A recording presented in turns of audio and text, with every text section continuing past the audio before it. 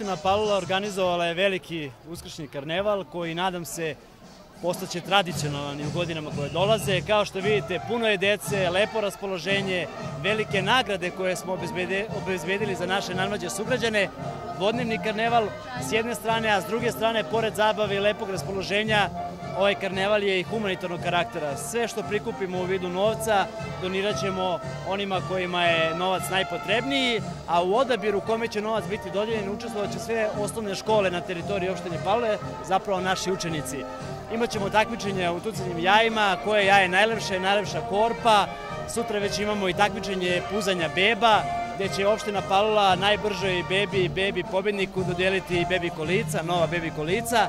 Tako da šta drugo da vam kažem, dođite da se družimo, prelep karneval, dosta ljudi, dosta naše dece je ovde i nadam se da će ovo postati praksa, ne samo na teritoriji opštine Palilula, nego u svim beogradskim opštinama. Hvala vam puno.